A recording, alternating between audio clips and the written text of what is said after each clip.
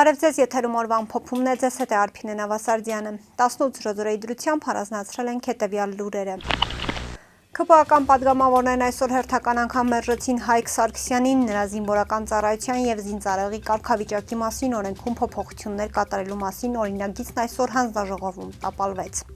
Իշխանական անդամները դեմ քվեարկեցին իրենց կուսակցի նախագծին Հայկ Սարգսյանի այս նախագիծը, որով առաջարկվում է փողի դիմաց կարճ ծառայել կամ չծառայել, կառավարության նիստում անցած տարի հավանության էր արժանացել։ Անցած տարի հանձնաժողովի նիստում իր թիմակիցներից միայն Պաշտպանության հանձնաժողովի նախագահ Անդրանիկ Քոչարյանն էր ձեռնպահ քվեարկել, այս անգամ բոլորը դեմ քվեարկեցին։ Հայկ Սարգսյանը լրագրողների հետ ճեպազրույցում Քոչարյանին մեղադրեց այս տապալման համար ու շեշտեց, որ Նիկոլ Փաշինյանը կողմ է եղել իր նախագծին։ Կառավարությունը դրական եզրակացություն է տվել, վարչապետին է չեն նշում, կառավարությունը ես եմ չէր կարող չէ ինքը դեմ լիներ ու կառավարությունը դրական եզրակացություն տար, ասել է պատգամավորը։ Լրագրողների դիտարկմանը թե արդյոք սա նշանակում է, որ Անդրանիկ Քոչարյանն իր քվեարկությամբ դեմ դուրս եկավ Փաշինյանին, պատգամավորն արձագանքել է։ Իմ ասածից նաև այդպես կարող եք եզրահանգել, ասաց նա, հավելելով, որ հիասթափված է թիմակիցների պահվածքից։ Սարգսյանը նշել է նաև, որ մինչև իշխանափոխությունը Նիկոլ Փաշինյանի հետ ունեցել է շատ ջերմ ընկերական հարաբերություններ։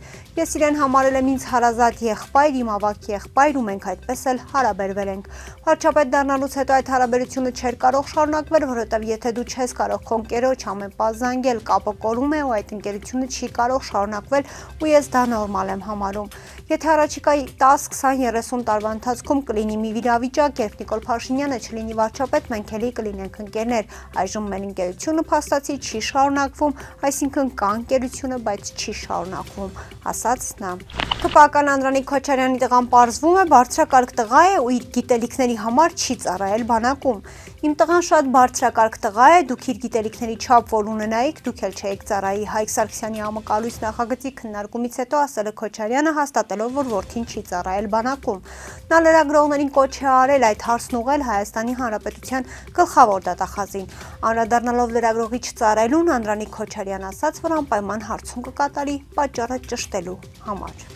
18-ամյա դպրոցական Դավիթ Մինասյանը, ով կալանավորվել էր Սուրբ Աննա եկեղեցում Նիկոլ Փաշինյանի մասնակցությամբ միջադեպից հետո վերակենդանացման բաժանմունքից տեղափոխվել է պալատ։ Փաստաբան Վարդուհի Էլբակյանը հայտնել է, որ տղայի առողջական վիճակում դրական դինամիկա չկա, 3 անգամ բացասական դինամիկա է եղել, գլխապտույտ ուներ, չէր կարողանում բարձրացնել գլուխը, այսինքն արտաքին տեսանկյունից ավելի վատ էր։ Դավիթ Մինասյանի տեսակցությունները շարունակում են փակ լինել, անգամ հիվանդանոցային պայմաններում նրա մայրը չի կարողանում տեսակցել նրան։ Ինչ վերաբերում է վերաքննիչ բողոքին, ապա այն դեռևս չի մակագրվել։ Դավիթ Մինասյանի դասընկերներն ու նրանց ծնողները հավաքվել են Հայաստանի Հանրապետության գլխավոր դատախազության դիմաց եւ նամակով դիմել Աննա Վարդապետյանին, նշելով, որ տղայի առողջական վիճակը կտրուկ վատթարացել է եւ այս պահին նա գտնվում է հիվանդանոցում։ Նրա կյանքը եւ առողջությունը իրական վտանգի մեջ են եւ բժիշկների մշտական հսկողության կարիքն ունեն։ Այս իրավիճակում նրա նկատմամբ կիրառված կալանքը մարդկային տեսանկյունից դառնում է ծայրահեղ ծանր եւ անհամաչափ միջոց։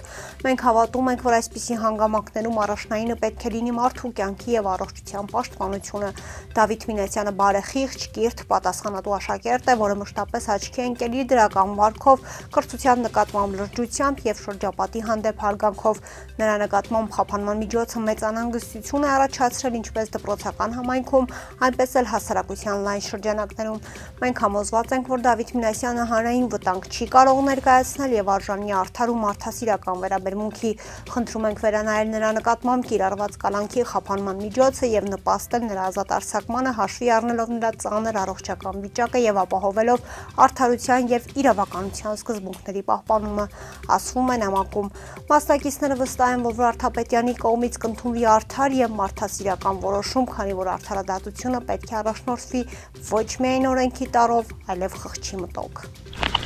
Նիկոլ Փաշինյանի գլխավորությամբ տեղի ունեցել հանդիպում, որի ընթացքում քննարկվել են եվրոպական քաղաքական համայնքի 8-րդ գագաթնաժողովի կազմակերպմանն ու անցկացմանը վերաբերող հարցեր։ Կառավարության փոխանցման Փաշինյանը նշել է, որ Երևանում տեղի ունենալիք գագաթնաժողովը մեծամասշտաբ միջոցառում է եւ ունի քաղաքական մեծ նշանակություն Հայաստանի միջազգային հեղինակության համար։ Նիկոլ Փաշինյանն ընդգծել է, որ այս ընթացքում ահռելի աշխատանք է կատարվել գագաթնաժողովի պատշաճ մակարդակով կազմակերպման եւ անցկացման համար, եւ այսօրվա հանդիպումը միտված է քննարկելու արդեն իրականացված կատարված աշխատանքները եւ հետագա անելիքները։ Փաշինյանի աշխատակազմի ղեկավար Արայիկ Հարությունյանի դերտին նշել է, որ նախապատրաստական աշխատանքները մոտենում են եզրափակիչ փուլին եւ այս հանդիպման նպատակն է ներկայացնել արդեն իրականացված աշխատանքները, լսել կառավարության ղեկավարի դիտարկումներն ու առաջարկություններն աշխատանքներն ամփոփելու համար։ Հաջորդի մանրամասներ են ներկայացվել միջոցառման կոնցեպտի մշակման եւ հայեցակարգային պլանավորման վերաբերյալ։ Անդրադարձ է կատարվել բովանդակային եւ կազմակերպչական այլ հարցերի, այդ թվում ենթակառուցվածքային եւ տեխնիկական հագեցվածությանը, լոգիստիկ հասանելիության ապահովմանը եւ այլն։ Ծավալվել է քննարկում վերոնշյալ հարցերի շուրջ։ Նշվում է, որ Փաշինյանը կարևորել է գագաթնաժողովի բարձր մակարդակով կազմակերպումն ու անցկացումը, կոնկրետ հանձնարարականներ տվել տարբեր ուղղություններով հետագա անելիքների վերաբերյալ։ Նիկոլ Փաշինյանը հանձնարարել է ներկայացնել կատարված աշխատանքները։ Ապրիլի 9-ին տեղի է ունենալու Բարգավաճ Հայաստան կուսակցության համագումարը եւ առաջարկ Հայաստանի ծրագրի եւ թիմի շնորհանդեսը։ Այս մասին հայտնում է Գագիկ Ծառուկյանի խոսնակ Իվետա Տոնոյանը։ Առաջիկա խորհրդարանական ընտրությունների Բարգավաճ Հայաստան կուսակցության նախընտրական շտաբը ղեկավարելու է Հրաչյա Ռոստոմյանը։ Մարզային գրասենյակների հետ աշխատանքը կանոնակարգելու է ԲՀԿ խորհրդի անդամ Արմեն Մանուկյանը, իսկ Երևան քաղաքի կառույցների աշխատանքը համակարգելու է Երևանի քաղաքապետարանի Մայր Հայաստան խմբակցության ավականու անդամ Գևորգ Ստեփանյանը։ Հանրության հետ կապերի ԶԼՄ-ների հետ աշխատանքը համակարգելու եմ ես Իվետա Տոնոյանս։ Մեր շփումը քաղաքացիների եւ ԶԼՄ-ների ներկայացուցիչների հետ լինելու է բաց, թափանցիկ եւ մշտական։ Թիմում եւ շտաբային աշխատանքներում ներգրաված են լինելու տարբեր կուսակցությունների ներկայացուցիչներ, անկուսակցական անձինք, տարբեր ոլորտների հեղինակավոր մասնագետներ, հանրային գործիչներ։ Միասին մուտք են գործում անչափ պատասխանատու փուլ, վստահ լինելով, որ համակարգված աշխատանքը հստակ տեսլական է եւ ուժեղ թիմը կարող են բերել Հայաստանի համար իրական փոփոխություններ, գրել են նա։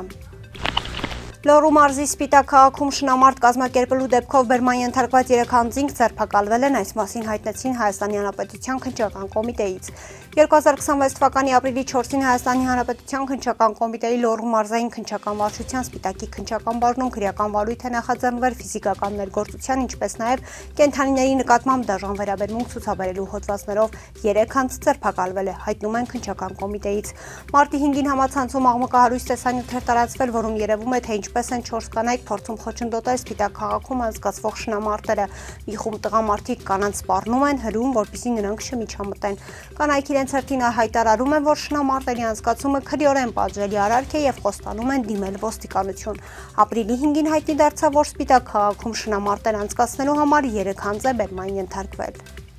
3 ապրիլի 5-ին ավտովթար է տեղի ունեցել Երևանում ժամը 23:50-ի սահմաններում Հերացի փողոցում բախվել են Chevrolet եւ Opel Zafira մակնիշի ավտոմեքենաները։ Ինչպես դեպքի վայրից հայտնում է ֆոտոլրագրող Գագիկ Շամշյանը, վթարի հետևանքով 5 հոգի, որոնցից 4-ին ըստ դեպքի վայրում հավաքված քաղաքացիների հայտնածի օպերատիվորեն ժամանած Երևանի 103 շտապօգնության բժիշկների հրապախմբերը առաջինն էլ քաղաքացիներ իրենց անձնական օգտագործման ավտոմեքենայով տեղափոխել են Երևանի տարբեր հիվանդանոցներ։ Վթարի փաստով քննչական բաժնում նախաձեռնվել է քրեական վարույթ, որտեղ էլ պարզվում են վարորդների եւ վիրավորների ինքնությունը։ Ֆոտոլրագրողը հայտնում է, որ բախման հետևանքով Chevrolet-ի առջևի անվահեծաններից մեկը կոտրվել էր։ Կհանդիպենք վաղը, առողջ եղեք։ Այսօրվա համար պատրաստել էինք այսքանը, կհանդիպենք։